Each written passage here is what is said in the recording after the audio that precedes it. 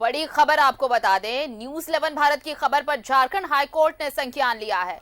Corona संक्रमितों को दी जाने वाली दवाएं डॉक्सीसाइक्लिन, रेमडेसिविर, फेविपिराविर नहीं उपलब्ध होने पर कड़ी नाराजगी जाहिर की है।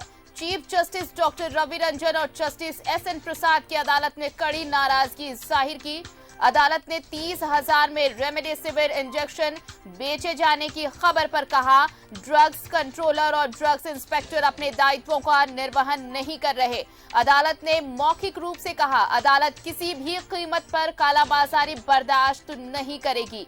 आम लोगों को जरूरी दवाएं उपलब्ध कराना सरकार की जिम्मेदारी है। तो न्यूज 11 भारत की खबर का बड़ा असर हुआ है। हाईकोर्ट ने संज्ञान लिया है और ये कहा है कि आम लोगों को जो जरूरी दवा दी जानी है, अगर ये उपलब्ध नहीं हो पा रहा है तो इसके लिए जवाबदेह सरकार है।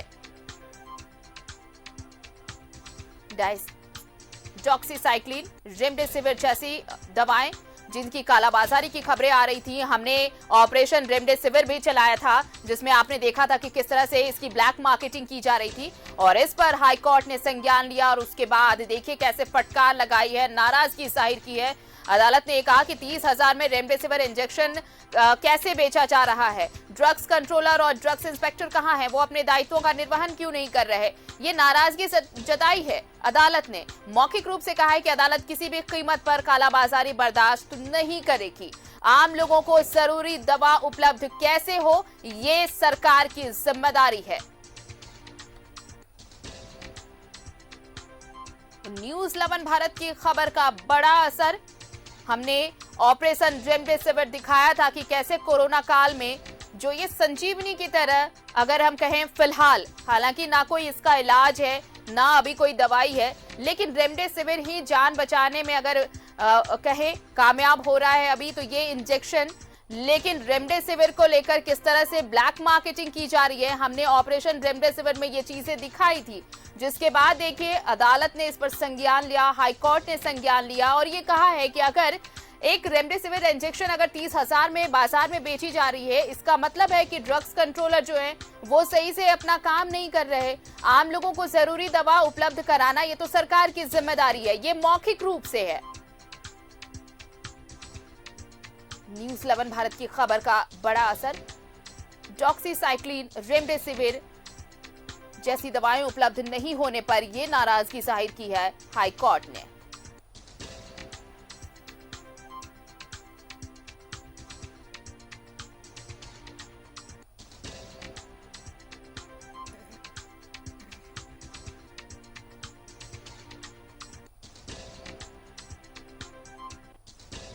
न्यूज 11 भारत की खबर पर झारखंड हाईकोर्ट ने लिया संज्ञान। डॉक्सीसाइक्लिन, रेमडेसिविर, फेविपिराविर नहीं उपलब्ध होने पर यह नाराजगी जाहिर की है अदालत ने। कोरोना संक्रमितों को दी जाने वाली दवाएं उपलब्ध नहीं होने पर यह नाराजगी जाहिर की है। Chief justice doctor Ravi Ranjan और जस्टिस एसएन प्रसाद की अदालत ने यह नाराजगी जाहिर की है। अदालत ने 30,000 में रेमडेसिविर इंजेक्शन बेचे जाने की खबर पर यह कहा कि ड्रग्स कंट्रोलर और ड्रग्स इंस्पेक्टर अपने दायित्वों का निर्वहन नहीं कर रहे। अदालत ने मौखिक रूप से कहा है कि अदालत किसी भी तरह से ये लापरवाही तो बर्दाश्त नहीं करेगी।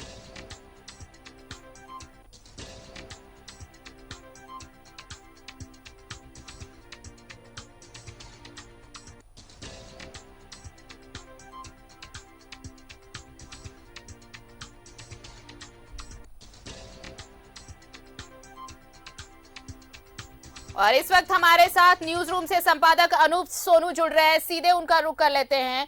अनूप, देखिए जिस तरह से हमने ऑपरेशन रेमडेसिविर चलाया उसमें ये चीजें विस्तृत तौर पर दिखाई। हमने ये बताया कि इस कोरोना काल में, इस महामारी में लोग कैसे त्राहिमाम कर रहे हैं एक अदद इंजेक्शन के लिए, जिसकी कीमत अगर आप कहें तो 800 रुपए से शुरू होती है 5,000 तक, लेकिन 30,000 तक में बेची जा रही है। लेकिन ये बहुत बड़ी कामयाबी न्यूज 11 की भी कि हमने ये ऑपरेशन दिखाया और इसके बाद हाईकोर्ट ने खुद संज्ञान लेते हुए इस पर कड़ी नाराजगी जाहिर की है।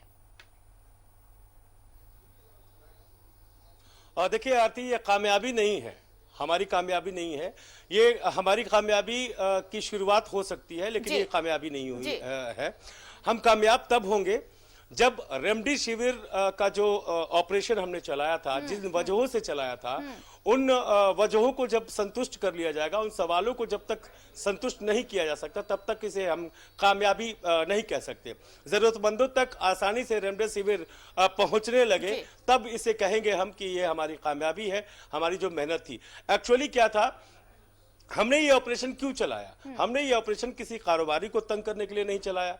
हमने ये ऑपरेशन किसी ड्रग इंस्पेक्टर या ड्रग कंट्रोलर या किसी भी अधिकारी को तंग करने के लिए या उसे परेशान करने के लिए नहीं चलाया, किसी खुंदस में नहीं चलाया। हमने इसलिए चलाया कि हमारे पास न्यूज़ 11 में जो एक प्लेटफॉर्म है, देश के कोने कोने में जहां न्यूज़ 11 को टाटा स्काई पर देखा जाता है, वहां से भी फोन्स आते हैं और झारखंड के कोने कोने से फोन्स आते हैं। एक प्लेटफॉर्म दिया गया है जहां लोग आसानी से न्यूज़ 11 भारत में अपनी बातें रखते हैं। किसी भी तरह की समस्या हो, जमीन की समस्या हो या लॉ एंड ऑर्डर से जुड़ी हुई समस्या हो, किसी भी तरह की परेशानी हो, कागजात बनवाने में परेशानी हो या हर तरह की, लिहाजा इतनी बड़ी महामारी फैली हुई है, इसमें रेमडेसिविर को लेकर, बेड को लेकर और दवाइयों को लेकर, सिटी स्कैन को लेकर, ऑक्सीजन सिलेंडर्स को लेकर, ऑक्सीमीटर्स को लेकर कई फोन्स आए कि हमें उपलब्ध करा दीजिए प्लीज, हमारे परिजन की हालत बहुत सीरियस है। ऐसे में कल बहुत सारे फोन्स आए थे, जिसकी वजह से हमने पड़ताल करनी शुरू की कि आखिर भाई अगर ये इंजेक्शन इतना ही जरूरी है कोरोना संक्रमित मरीजों के लिए, तो ये बाजार में है क्यों नहीं, है भी कि नहीं है, और अगर है तो कहां है? जो रेमडेसिविर अगर आता है तो वो जाता कहां है, किस सिस्टम से पार होके जाता है, वो उसका वितरण कैसे होता है, इसकी जिम्मेदारी कैसे तय की जाती है कि किस मरीज को मिलना चाहिए, किसे नहीं मिलना चाहिए। लिहाजा हमने ये पड़ताल की, एक अंश ही दिखाया, हमारी पड़ताल अब भी जारी है। ये बात है कि आज माननीय हाई कोर्ट ने कोरोना संकट से निपटने को लेकर दर्ज स्वतः मामले की सुनवाई के दौरान हमारी खबर का भी जिक्र किया और उन्होंने कहा कि 30,000 रुपए में अगर रेमडेसिविर मिल रहा है तो ये चिंता का विषय है, ये बर्दाश्त नहीं किया जा सकता। ये शब्द कोर्ट के नहीं है, लेकिन उसका आशय यही है। उन्होंने साफ साफ कहा, उस पर नाराजगी जताई है उन्होंने और कहा कि ड्रग इंस्पेक्टर और ड्रग कंट्रोलर जो हैं वो अपने दायित्वों का सही तरीके से निर्वहन नहीं कर रहे हैं। Chief justice doctor Ravi Ranjan और जस्टिस SN प्रसाद के अंडर में ये सुनवाई चल रही थी, उस दौरान ये बातें सामने आई और हमने भी यही दिखाया था कि मरीजों तक नहीं पहुंच रहा है। DI तय करते हैं कि किस अस्पताल को कितना मिलना चाहिए, नहीं मिलना चाहिए। अस्पताल जिसे मर्जी होती है उसे देता है, जिसे मर्जी होती है नहीं देता है। इस दौरान यह भी पता चला कि खुदरा विक्रेता भी इसे बेच रहे हैं अनाप शनाप दामों में। हम गोदाम तक गए थे, सिप्ला कंपनी के ऑफिस तक गए थे और वहां से जो चीजें निकली, इसमें यह भी बात निकल कर आई थी कि अगर मंत्री तंत्री का पैरवी कर लीजिएगा तो आपको मिल जाएगा। तो भाई अगर नहीं है तो मिल कैसे जाएगा? सवाल यही सारे सवाल कौंधते रहे दिमाग में। सबसे बड़ी बात आरती ये थी, हम आगे इसलिए बढ़ते चले गए कि रेमडेसिविर तो अगर 20 फाइल जाता है किसी हॉस्पिटल को, 4 फाइल, 5 फाइल, 6 फाइल, 2 फाइल अगर जाता है तो ये तो उनको मिलता है। किस कीमत पे मिलता है ये अलग बात है, ये तो उनको मिलता है जो अस्पताल में भर्ती हैं। भले उसकी कीमत उन्हें 30,000, 20,000, 15,000 अनाप शनाप चुकानी पड़ रही है, लेकिन जो लोग घर में आइसोलेटेड हैं, जो घर में आइसोलेटेड है, जो घर में क्वारंटीन है, उन्हें कहां से मिलेगा? क्योंकि वो बाजार में तो है नहीं। और दिक्कत तो यही है अनूप जी, दिक्कत तो यही है कि सरकार ने भी तो ये कहा है कि अगर आप एसिम्प्टोमेटिक है या बी सिम्प्टोमेटिक है तो आप घर में रहें और घर में ये प्रिकॉशंस ले सकते हैं, ये दवाइयां अवेलेबल कराया जा सकता है। चूंकि बेड की संख्या लिमिटेड है, यहाँ पर लिमिटेड सोर्सेज हैं हमारे पास, इसलिए। लेकिन इन सबके बीच देखिए, आज जब सर्वदलीय बैठक हुई अनूप जी, उसमें भी ये मुद्दा उठा।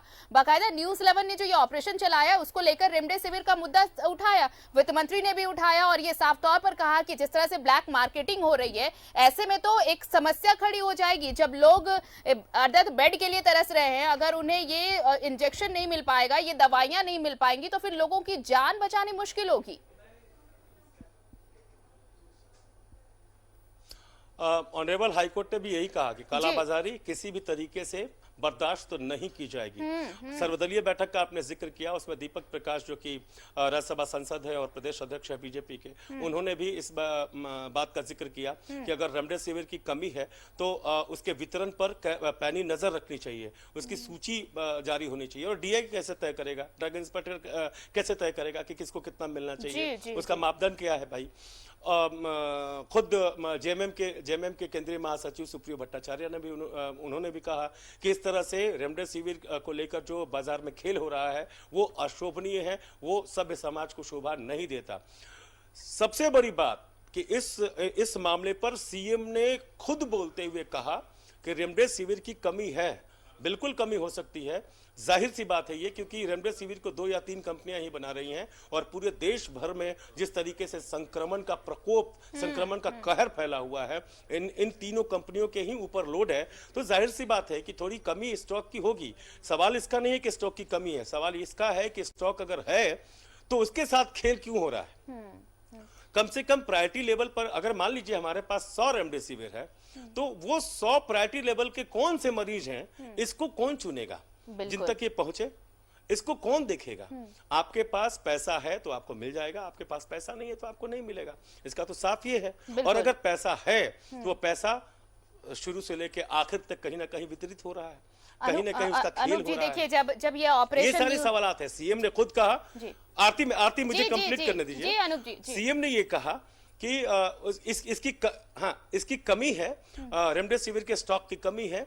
सरकार से 48,000 फाइल मांगी गई थी केंद्र सरकार से, लेकिन अभी तक सिर्फ 8,000 फाइलें आई हैं। लिहाजा इसका जिक्र हमने कल डिस्कशन में भी किया था और सीएम हेमंत सोरेन ने संवेदनशीलता के साथ संवेदना को दिखाते हुए और इस चीज को बहुत सीरियसली नोट पर कहा कि अब हमने डायरेक्टली कंपनी के ओनर से बात की है ताकि बीच में कोई भी बाधा ना हो। सरकार अपने खर्च पे कंपनी से डायरेक्टली फाइल्स ले सकती है रेमडेसिविर की, तो उसकी बातचीत चल रही है और उम्मीदतः 1-2 दिन में इस समस्या का भी समाधान हो जाएगा। लेकिन सवाल इसी चीज का है कि जिनके कंधे पर जिम्मेदारी है एग्जीक्यूशन की, जो रेमडेसिविर को जो मान लीजिए कि मार्केट में उपलब्ध हो जा रहा है, अब उसको कैसे वो बेच रहा है, किसके पास जा रहा है, वितरित कैसे हो रहा है। हमारा सवाल ये भी था कि मॉनिटरिंग होनी चाहिए, जिनको पर डे रेमडेसिविर पड़ रहा है उसको नियंत्रण कक्ष को उसकी सूची देनी चाहिए, सरकार के पास उसकी सूची सौंपनी चाहिए। निजी अस्पतालों के साथ खासकर ये एहतियात बरतना होगा कि वो किसको किसको रेमडेसिविर दे रहे हैं और डॉक्टर से सलाह लेनी, डॉक्टर का प्रिस्क्रिप्शन चाहिए उस पर कि हाँ इसकी स्थिति ऐसी थी कि रेमडेसिविर देना जरूरी था। जब तक ये चेक एंड बैलेंस नहीं होगा तब तक शायद ये कोरोना का जो करप्शन है, जिसमें आपदा में अवसर तलाश रहे हैं लोग, और शायद तब तक ये लोग अवसर तलाशते ही रहेंगे। बिल्कुल अनूप जी, मेरा सवाल भी यही था कि जिस तरह से आज बहुत सीरियस नोट पर मुख्यमंत्री ने ये कहा कि ये डायरेक्ट बात करके कंपनी से रेमडेसिविर मंगाई जाएगी। हालांकि उन्होंने केंद्र से एक अपील भी की है कि अगर चीजें जो राज्य को मिलनी चाहिए, अगर वो संसाधन आप उपलब्ध कराते हैं तो हम जो ये महामारी है उससे निपटने में हम जल्द से जल्द और ज्यादा से ज्यादा कामयाब हो सकेंगे। तो ये एक जो कोऑर्डिनेशन कहा जाए राज्य और केंद्र के बीच में, इस पर भी चर्चा हुई। और अब ये जो वक्त है अनूप जी, पर्सनली मेरा ऐसा सोचना है कि ये वक्त अब राजनीति से ऊपर उठकर इस पेंडेमिक से लड़ने का है, जहां पर कोई सियासत ना हो, जहां पर कोई सियासतदान ना हो, सिर्फ और सिर्फ ये एक मोटो हो सभी का कि जिंदगी कैसे बचाई जाए। आरटीसी का मुजाहरा पेश किया गया आज सर्वदलीय बैठक बुलाकर। कोई सियासत नहीं होगी, सब अपनी अपनी राय रखें, सबके सुझाव विनम्रता से सीएम हेमंत सोरेन ने सुने, सबको आश्वासन भी दिया, सबसे अपील भी की कि एक उन्होंने उदाहरण भी दिया, साहेबगंज के सांसद का उदाहरण दिया। उन्होंने कहा कि वो उन्होंने व्यक्तिगत तौर पे बहुत सारी व्यवस्थाएं कर रखी हैं और जनसेवा में वो जुटे हुए हैं। तो बाकी जनप्रतिनिधियों से उन्होंने अपील भी की कि व्यक्तिगत तौर पर भी आप लोग अगर थोड़ी मदद करेंगे और आगे आएंगे तो हम सब मिलकर कोरोना के संक्रमण से पार पा लेंगे और राज्य से कोरोना को भगा देंगे। उन्होंने ये भी कहा, साफ साफ उन्होंने कहा कि 15 से 20 दिनों के वक्त में चीजों को सामान्य कर लिया जाएगा। मतलब साफ है, सीएम को समझ में आ रहा है, उनकी निगाह उन हर असुविधाओं पर है, बिल्कुल, जो सुविधा होने के बावजूद जिन्हें असुविधाओं का जामा पहनाया जा रहा है, उन सब चीजों पर सीएम की नजर है। आज की बैठक से साफ हो गया, उनके बयानों से साफ हो गया। सीएम ने प्रधानमंत्री को पत्र भी लिखा है, हमने अपने ही न्यूज चैनल पर चलाया, उन्होंने पत्र लिखा है।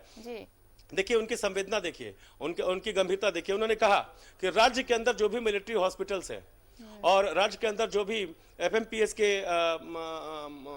की सेवाएं हैं या पैरामेडिकल्स की सेवाएं हैं या पैरामेडिकल्स के जो सेवक हैं और एफएमपीएस के जो डॉक्टर्स हैं, उन सबका सहयोग लिया जा सके, इसकी अनुमति मांगी है उन्होंने। मतलब वो साफ है कि वो सुविधाओं का दायरा बढ़ाना चाहते हैं और इसी की कड़ी है कि उन्होंने सीधे सीधे तौर पर कहा कि हम डायरेक्टली कंपनी के ओनर से बात करेंगे ताकि निर्बाध तरीके से सप्लाई हो सके रेमडेसिविर जैसी दवाइयों का, क्योंकि सिर्फ अकेले रेमडेसिविर नहीं है जो मरीजों को दिया जा रहा है, 2-3 इंजेक्शंस और हैं जो बहुत ही वाइटल। चलिए अनूप जी, ये बहुत बड़ी बात भी कही आपने कि मॉनिटरिंग बहुत जरूरी होगी कि अगर डायरेक्टली कंपनी से बात भी होती है, अगर दवाएं मंगा भी ली जाती हैं, तो इसका डिस्ट्रीब्यूशन जब होगा तो क्या वो करप्शन फ्री होगा, ये मॉनिटर करना बेहद अहम होगा। बहरहाल बहुत बहुत शुक्रिया हमारे साथ जुड़ने के लिए अनूप जी, बहुत बहुत शुक्रिया तमाम जानकारी के लिए। तो देखिए न्यूज़ 11 भारत की खबर का बड़ा असर हुआ है। जिस तरह से हमने ऑपरेशन रेमडेसिविर चलाया, उसके बाद संज्ञान लिया हाईकोर्ट ने और ये नाराजगी जाहिर की है कि जो भी कोरोना काल में जिस तरह से कोरोना संक्रमित मरीजों को अगर दवा नहीं मिलती है तो ये जिम्मेवारी सरकार की और सरकार को दवा उपलब्ध कराना ही होगा, ये सरकार की जिम्मेदारी बनती है। इस बुलेटिन में फिलहाल इतना ही, दीजिए इजाजत, नमस्कार।